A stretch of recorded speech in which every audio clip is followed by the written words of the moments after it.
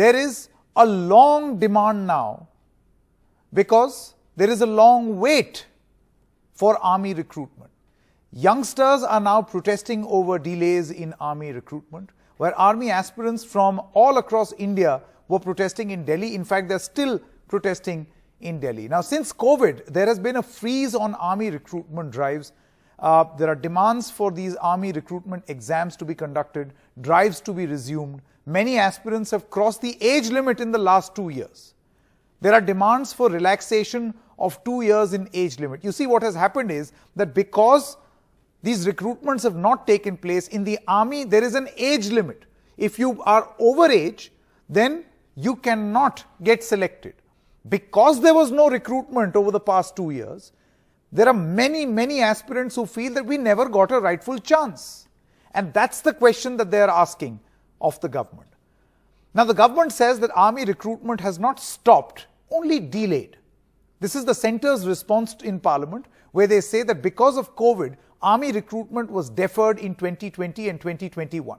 Army recruitment has not been stopped, says the government. COVID has become less severe, but it is still not over, says the government. Large numbers actually turn up for army recruitment drives, and army recruitment was deferred to stop the spread of COVID during this time. Online recruitment continued in the Air Force and the Navy. That's the response of the government. Now, let's quickly tell you, as far as government's own data is concerned, how much are the vacancies in the armed forces? So and this is a very important category, it's a non-official category. Army has about 1.2 lakh vacancies. The Navy has 13,300 vacancies. Air Force has 5,500 vacancies. This is as per an answer that the government gave in Rajya Sabha on the 28th of March 2022. This is government data. Now, let's quickly take a look at the army recruitments and how they have taken place. So, in 2017-18, 106. This is again part of that Rajya Sabha answer of the 28th of March. 2018-19, 92. 1920, 95. In 2021, it was 47, and 21 and 22, only 4. So that's the situation as of this moment, because of which you have a situation that many aspirants have had to protest on the ground. मैं सबसे पहले आपसे शुरू करना चाहता हूं जीतू फौजी जी। Sir, मुख्य मांग क्या है? सर, सबसे पहले मैं एनडीटीवी का दिल से स्वागत करता हूं, धन्यवाद देता हूं कि इस मुद्दे को किसी भी न्यूज चैनल ने नहीं उठाया। काफी दिनों से परेशान हो रहे थे। कल का भी जो प्रोटेक्शन हुआ उसमें भी किसी ने हमारे को इस तरीके से बात रखने का मौका नहीं दिया, तो मैं आप लोगों का धन्यवाद करता हूं। अब मैं बताता हूं सर कि जो हमारी मांगे हैं, जिसकी वजह से रैलियां निकल रही हैं, प्रमुख 3 मांगे हैं सर। एक, सबसे पहले कि जो 2020 के अंदर भर्ती निकली थी, उसका फिजिकल और मेडिकल ये कंप्लीट हो चुका है, उसका अभी रिटर्न नहीं हुआ, जिसके वजह से युवा अभी ना तो इधर के रहे ना इधर के रहे। वो कंफ्यूज है कि कहीं उनको भी ओवर एज के कैटेगरी में ना रख दिया जाए। और जो दूसरा मांग है कि उन बच्चों का जो अभी भर्ती नई वाली भर्तियां नहीं निकली हैं, उन भर्तियों को प्रॉपर तरीके से एक डेट डिसाइड किया जाए कि जिसके हिसाब से वो मेहनत कर सके। पिछले 2 साल हो गए, 2020 के बाद जो अभी पेंडिंग भर्ती पड़ी, उसके बाद 21 और 22 एक भी भर्तियों का कोई भी क्लियर नहीं हुआ है।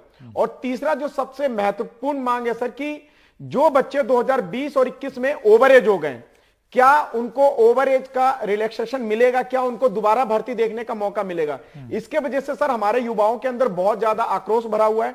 और इसी 3 मांग को लेकर के हम लोग पूरे जंतर मंतर में भी और अभी मुखर्जी नगर जो बत्रा सिनेमा के नीचे हम लोग बैठे हुए हैं। जब तक ये मांग क्लियर नहीं होगा सर, तब तक हम सरकार से यही अनुग्रह करते रहेंगे कि हमारी ये मांग को पूरा किया जाए और हमारे जो भर्तियां उनको निकाली जाए। ठीक है, सरकार की तरफ से मैं आपसे पूछना चाहता हूं, सरकार की तरफ से आपने स्पष्टीकरण देखे, अभी मैंने उनका बयान भी किया, इसमें आपको क्या खामी दिखती है सरकार की तरफ से जो बोला जा रहा है? सर, सबसे पहले बहुत बहुत धन्यवाद आपका संकेत जी, आपने इनवाइट किया और यहाँ पर हमें आपके मंच पे बोलने का मौका दे रहे हैं आप। सरकार का जो रुख है, सभी लोग जानते हैं कि सरकार आश्वासन देती है।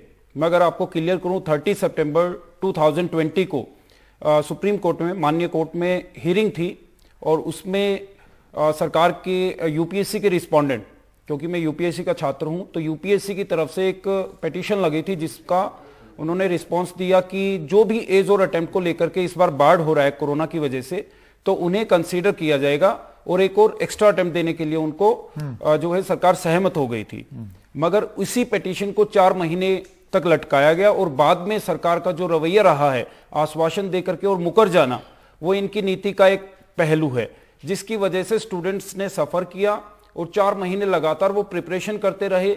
इसमें कोर्ट के माननीय कोर्ट के अंदर सर्वोच्च न्यायालय जिसे हम कहते हैं, जिससे एक उम्मीद होती है कि यहां से सभी को न्याय मिलने की गुंजाइश है, तो वहां पर लगातार 4 महीने यूपीएससी के respondent mister ASG, additional solicitor general SV Raju ji, Tushar Mehta ji और अमन लेखी जी, तीनों ने यह वायदा किया कि हम पॉजिटिवली कंसीडर कर रहे हैं और सभी को एक कंपनसेटरी अटेम्प्ट इसमें मिलेगा। मगर लास्ट में जाकर के उन्होंने इसमें यू टर्न लिया और सभी स्टूडेंट के साथ धोखा किया।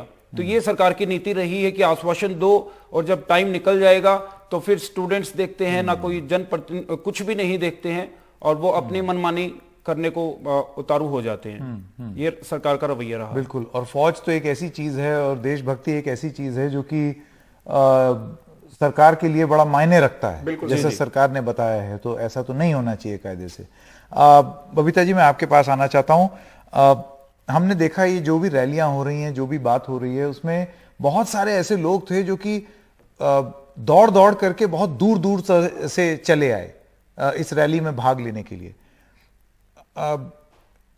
आपकी क्या कहानी है उसके बारे में अगर आप बताएं, और ऐसे कौन से लोग थे जिनसे आपके कल मुलाकात हुई? अभी भी आप कह रहे हैं आपका धरना जो है वो प्रोटेस्ट चल रहा है मुखर्जी नगर में, वहां पर कहां से लोग आए हैं इस रैली में? सर, सबसे पहले तो थैंक यू, आपने हमें यहाँ इनवाइट किया बोलने के लिए, ये मंच दिया। और सर, ये जो अभी मुखर्जी नगर में जो प्रोटेस्ट चल रहा है 3 मार्च से कंटिन्यूस चल रहा है और ये सभी सेंट्रल गवर्नमेंट के एग्जामिनेशन के स्टूडेंट का चल रहा है। अभी जैसे कुछ आर्मी के स्टूडेंट पहले भी बैठे थे यहाँ पर, लेकिन 5 तारीख का उनका बड़ी मात्रा में दिल्ली में आना था, जिन्होंने आके फिर मुखर्जी नगर और पहले जंतर मंतर करके मुखर्जी नगर को ज्वाइन किया। कि अभी सारे पहले क्या होता था कि हर जो वर्ग है अलग अलग अपनी डिमांड उठाते थे, तो एक क्राउड नहीं बन पाता है या अपना सरकार पे एक दबाव नहीं बना पाते हैं। तो अभी सबने डिसाइड किया कि सब एक यूनाइट होके, क्योंकि सबका मसला एक है, जितनी भी सेंट्रल गवर्नमेंट सर्विस है उसमें कोरोना एक पैंडेमिक के रूप में देश में आया और सभी को इक्वल रूप से इफेक्ट किया। तो 2 साल का जो एक्सटेंशन है, ट्रांसपेरेंसी की जो डिमांड है सभी की है। जैसे यूपीएससी एस्पिरेंट की बात करें तो उस टाइम वो फ्रंट लाइन वर्कर में भी काम कर रहे थे, क्योंकि डॉक्टर्स होते हैं वो भी देते हैं एग्जाम, या पुलिस में जो वर्क कर रहे थे वो भी दे रहे थे। और गवर्नमेंट की उस टाइम गाइडलाइंस थी कि 24/7 आप जॉब करेंगे और लीव नहीं ले सकते। उसके बाद कुछ लोग कोरोना पॉजिटिव थे तो वो सेंटर में उनको अलाउ नहीं किया गया। कुछ लोग क्वारंटाइन होने की वजह से अपने घर से बाहर नहीं निकल सकते थे। तो ये डिफरेंट हार्डशिप फेस किया। अभी मेंस के जो स्टूडेंट थे उन्होंने हाई कोर्ट में गुहार लगाई थी कि सर उनको ब्रेथलेसनेस हो रही है और वो एग्जाम नहीं दे पाएंगे, पोस्टपोन किया जाए। तो यूपीएससी ने वहां पर कहा कि भाई आपको अलग रूम दे दिया जाएगा। क्या अलग रूम देने से लंग्स अच्छे से काम करने लग जाते हैं, जो ऑक्सीजन आ जाएगी? तो ये आंसर जो भी होते हैं ना वो ऐसे होते हैं कि जैसे एक बच्चे को मतलब के आंसर होते हैं, बहला देंगे। हाँ, बहलाने वाले आंसर होते हैं। फिर उसके बाद कुछ बच्चों ने ऐसे का पेपर लिखा, कुछ ने एक अगला जीएस का पेपर लिखा और उसको टेम्परेचर अप होने की वजह से उनको एग्जाम में नहीं बैठने दिया। और यूपीएससी का सिर्फ एक ही आंसर होता है कि सिविल सर्विस रूल में चेंज करना फिजिबल नहीं है। तो ये बताइए सर कि जो रूल है वो स्टूडेंट के लिए बने हैं, इंसान के लिए बने हैं, या इंसान रूल के लिए बना है? और इन्होंने एक विंडो ओपन करी जब 4 अक्टूबर का 2020 में एग्जाम था, तो उससे पहले कि भाई जो भी अपना वो फॉर्म वापस लेना चाहता ले सकता है, क्योंकि जब एक बार एडमिट कार्ड आ जाता है तो वो अटेम्प्ट माना जाता है। तो उन्होंने ये क्लियर नहीं किया कि लास्ट अटेम्प्टर जो इस बार एज बार या वैसे हो रहे हैं उनका क्या। भाई वो तो विड्रॉल कर लेंगे फॉर्म, तभी लास्ट ही कहलाएगा, उनकी तो एज पूरी हो जाएगी, अटेम्प्ट पूरा हो जाएगा। ऐसे ही जो सीजीएल भर्ती है वो 2021 में नहीं आई। अब 2021 में जो नोटिफिकेशन आया 2022 में है, एज डिसाइड कर रहे हैं 2022 से। अब 2021 वाले बच्चे जो इनकी एज पूरी होगी वो कहाँ क्या जाएंगे? करेंगे? बिल्कुल, तो, क्योंकि तैयारी तो उन्होंने भी की है, लेकिन इस नियम की वजह से आपको लगता है ये जो एज वाली बात है कि 2 साल से क्योंकि भर्ती नहीं हुई और उसके बाद नियम वही रहा, नियम में बहुत ज्यादा कुछ बदला नहीं, उस चक्कर में बहुत सारे लोग मेहनत करते रहे, लगातार तैयारी करते रहे, लेकिन वो इस नियम की वजह से ही विक्टिम हो गए।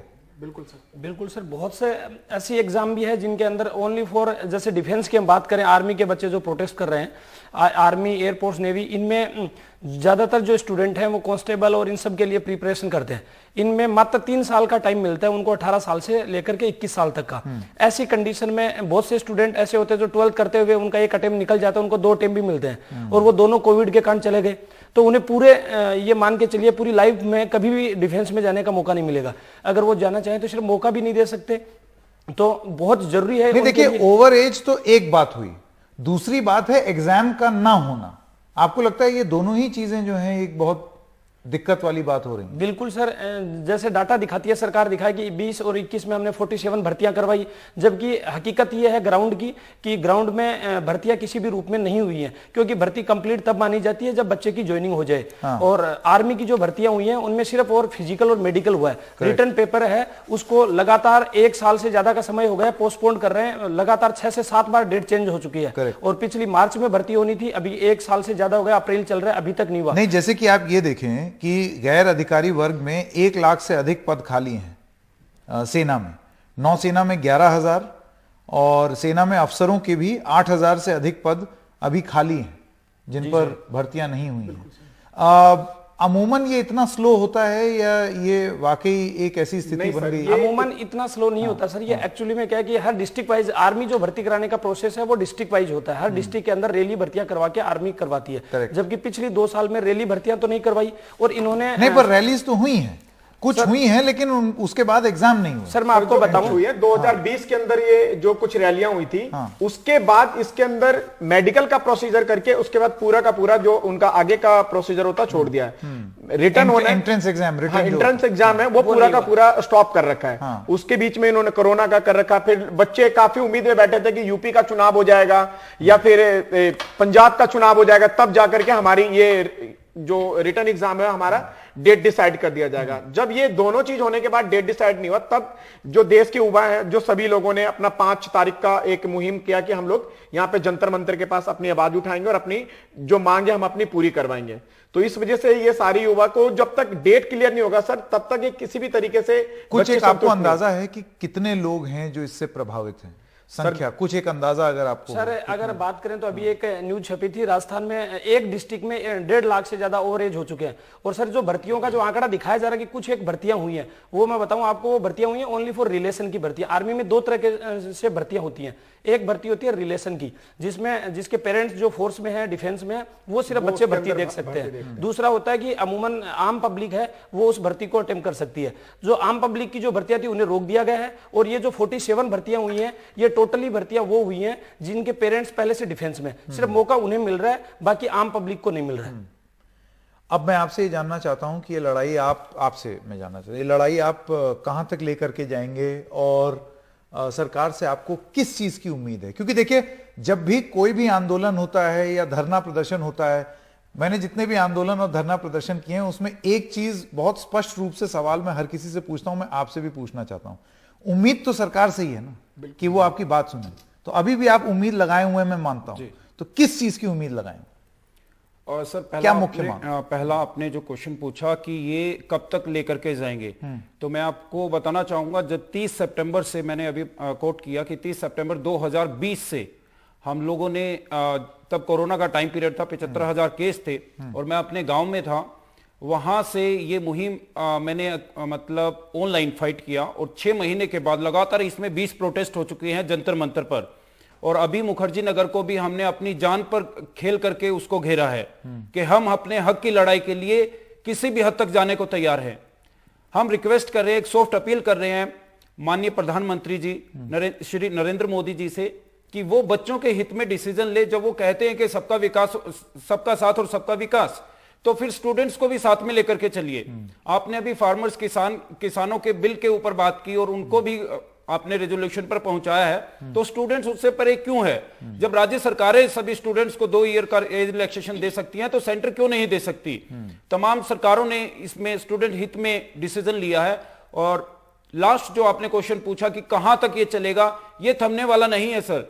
कल की डेट में जो आर्मी और सभी स्टूडेंट्स ने मिलकर के जो प्रोटेस्ट किया है, ये सिर्फ एक चिंगारी है, अभी आंदोलन होना बाकी है। आप पूरे देश जो इस बार हमने मुद्दा रखा है कि पूरा देशव्यापी आंदोलन होगा, पूरे दिल्ली के अंदर एक पूरा मतलब बड़े लेवल से, जिस तरीके से किसानों ने किया था इस तरीके से स्टूडेंट्स सभी इकट्ठे हो रहे हैं और जल्दी ही इतना बड़ा आंदोलन होगा कि माननीय गृह मंत्री जी और माननीय प्रधानमंत्री जी को ये विवश होना पड़ेगा कि अगर आपको जन चुन सकता है, अगर आपको जनप्रतिनिधि बना सकता है, तो वो आपसे अपने हक की लड़ाई के लिए अपनी जो उनकी डिमांड है उनको मनवा भी सकता है। ठीक है, आप सब लोगों का बहुत बहुत धन्यवाद यहाँ पर स्टूडियो में आकर के अपनी बात रखने के लिए।